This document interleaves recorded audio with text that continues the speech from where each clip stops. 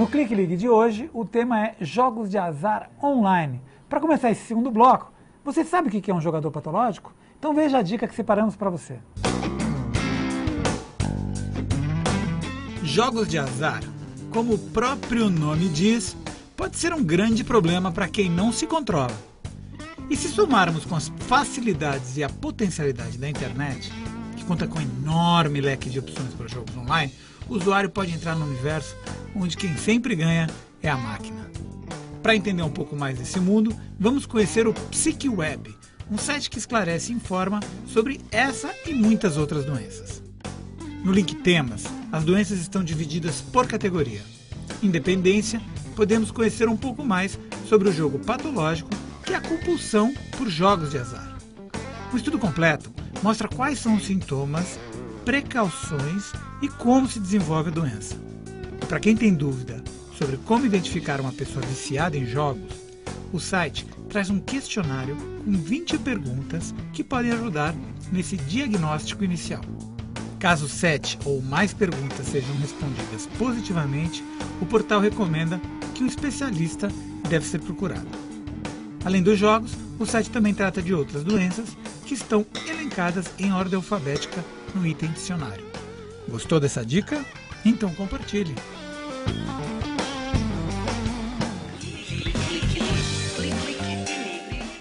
A nossa segunda convidada desse bloco é a Sandra Regina de Souza Melo Martins, psicóloga clínica do Núcleo Terapêutico Dinâmica. Quem também nos acompanha por Skype é o Rofes Elias Filho, que é advogado especializado. Tudo bem? Tudo bom. Obrigado por ter vindo ao nosso programa. Eu que agradeço a possibilidade. Eu acho que a gente podia pegar um pouquinho até para falar, né, o que foi colocado agora pela Ana. O jogo patológico, ele tem algumas outras questões que eu acho que a gente tem que lembrar. Primeiro que desde 92 já é entendido pela Organização Mundial de Saúde como patologia.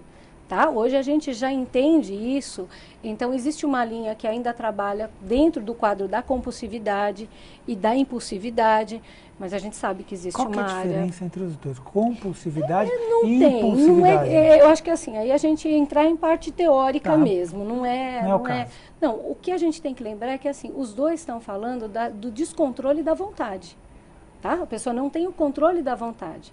Medicamento, ele acessa, hoje, dentro da psiquiatria, a gente tem coisas incríveis que acessam possibilidades imensas. Agora, na vontade, a gente não tem alguma coisa que ainda atue. Né? E a gente tem uma área cerebral que ela está responsável pela questão do vínculo com o jogo, o vínculo com a perda. Né? Então, uma coisa que foi colocada há pouco, a pessoa joga, ela não tem... O jogador compulsivo, hoje dentro da neuropsicologia, da neurociência, se estuda a área cerebral que está vinculada a essa dificuldade de não sentir a perda. A pessoa não tem a preocupação de perder dinheiro. Ela entra nessa situação, por isso que a gente entende como patológico. É diferente de uma outra pessoa que exerce sobre a vida dela controle.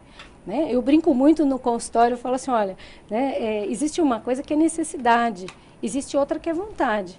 Necessidades a gente precisa satisfazer todas. Vontade não. Só que uma pessoa que está num quadro patológico, ela não consegue distinguir entre essa linha. É uma linha muito tênue. Quem está do lado de fora é que consegue perceber. O paciente, quando ele vem diferente do trabalho que a Ana colocou, que ele vai fazer essa busca pela internet, ele não vai se identificar. Consultório, na clínica, é diferente. Quem traz o paciente é a família. Porque ele não consegue perceber que a vida dele já está totalmente fora do eixo.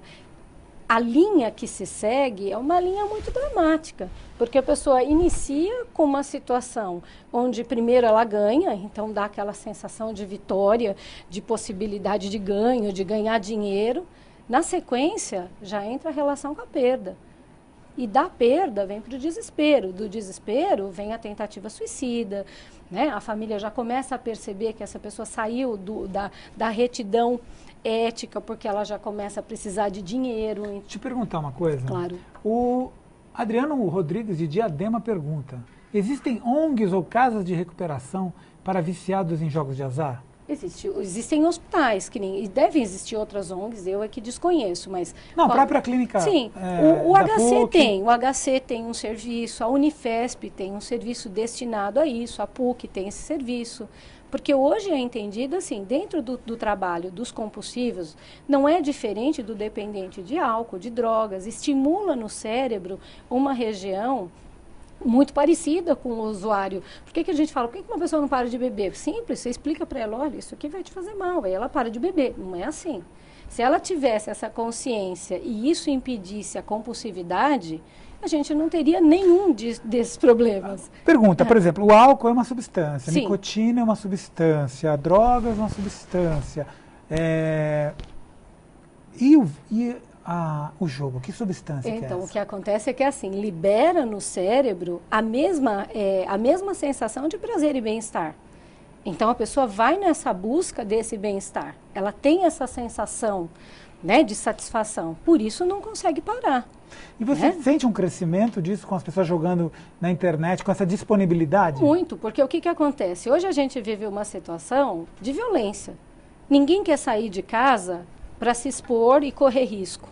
Porém, se você tiver uma condição que te permite fazer isso dentro de casa, sem risco, né? O jogo é uma coisa que está muito ligada à questão noturna. Pode continuar, A gente sempre associa assim, o que é uma mesa de jogo? O álcool, né? A nicotina, a droga e a questão noturna. Então, a pessoa que começa a se vincular ao jogo e ela tem a garantia de estar fazendo isso dentro de casa, ela já eliminou uma das situações. Até o risco de sair com dinheiro. Sim, de sair com dinheiro, porque de teoricamente... de perder. A gente vai lembrar que a pessoa, quando já está no quadro patológico, ela já perdeu essa relação com o dinheiro. Né? Muitas vezes ela já perdeu casa, ela já perdeu o carro, ela já perdeu o que ela podia e o que ela não podia. Por isso que a gente diz, olha, isso não é alguma coisa que ela tenha um controle sobre isso sem ajuda. Com ajuda, existe muito trabalho explicando as dificuldades. O jogador, ele é uma pessoa difícil de se lidar porque ele é líder, ele tem um perfil. Hoje tem muitos trabalhos falando sobre o perfil do jogador. Ele tem um nível de inteligência ligeiramente acima da média. Então, isso já dá para ele uma esperteza diferenciada. Né? Ele é rápido em situações imediatas, ele tem uma dificuldade muito grande de planificar, de criar estratégias para a vida dele. Né? É diferente vontade e objetivo. Né? Vontade é aquilo que eu quero agora, eu não vou lidar com a frustração de esperar. O objetivo eu tenho que esperar o tempo certo, eu tenho que trabalhar, ganhar, juntar dinheiro até atingir. A vontade não, ela está dentro desse impulso. O jogador, ele tem uma rapidez para lidar com a estratégia imediata. Ele não consegue lidar com a estratégia da vida, de planificar, guardar o dinheiro dele. Então curto prazo. Curto prazo, é imediato mesmo. A por isso que ele tem isso também, né? Sim. Ligou, tá jogando. Ligou, tá jogando, e outra, essa facilidade que já é um veio da pessoa, ela já tem esta facilidade. Tá, agora o que se faz com isso? Eu estou aqui com o doutor, que é advogado e que tem aí uma experiência com essa questão da disponibilidade desses jogos que estão online, né? Você tem algum caso assim, de pessoas que chegaram a perder dinheiro para valer nessa... Você tem uma literatura sobre isso, doutor? Eu tive sim.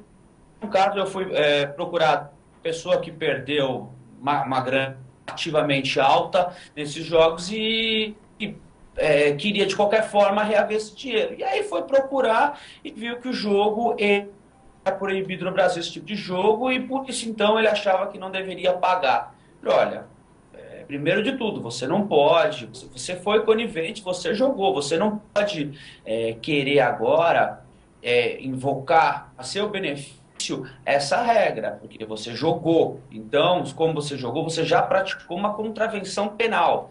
É diferente, crime e contravenção penal. A contravenção penal ela é mais branda, tá? Mas o dinheiro realmente não tem como ser reavido e a pessoa tem que pagar nesse caso, né? Porque o servidor está fora do Brasil, ele jogou lá fora e a cobrança vai ser feita toda fora do Brasil. E já tinha sido dado o cartão de crédito, não tem como reaver esse dinheiro. E vocês fizeram alguma... Você tem... a OAB, alguém tem alguma proposta no sentido de bloquear isso aí? É possível ou não? Não.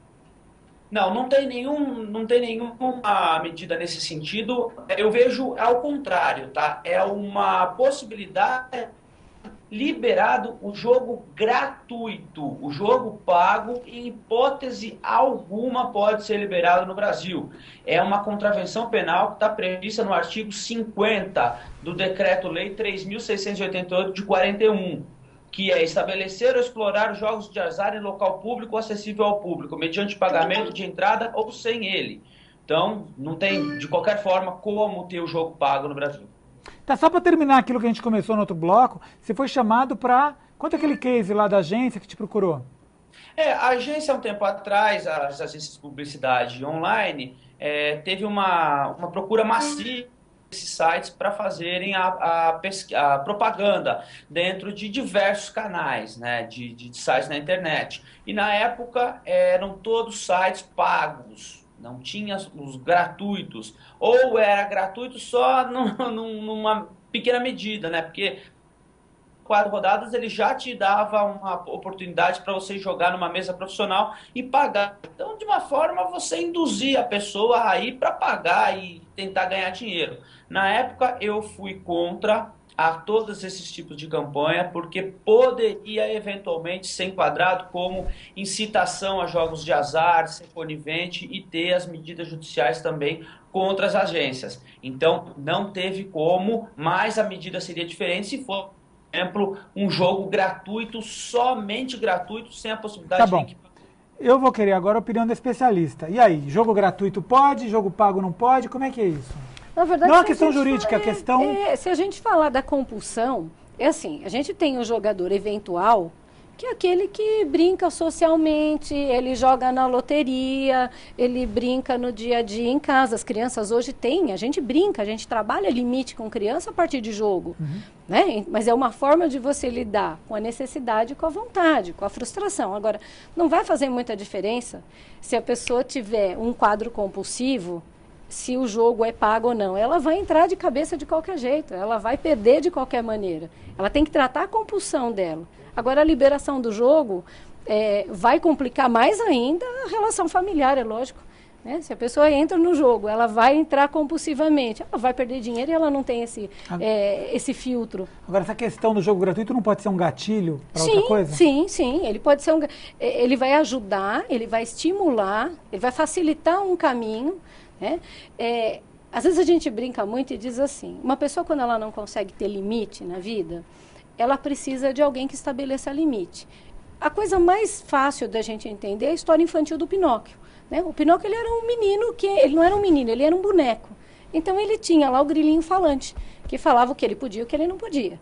Quando a gente estabelece um limite, olha, não pode jogar desse jeito, não pode isso, não pode aquilo, é o grilo falante. Alguém gosta de um grilo falante? Falando, não faça, não vai por esse caminho. Só que o Pinóquio só consegue se ver livre do grilo quando ele ganha consciência, ele vira menino.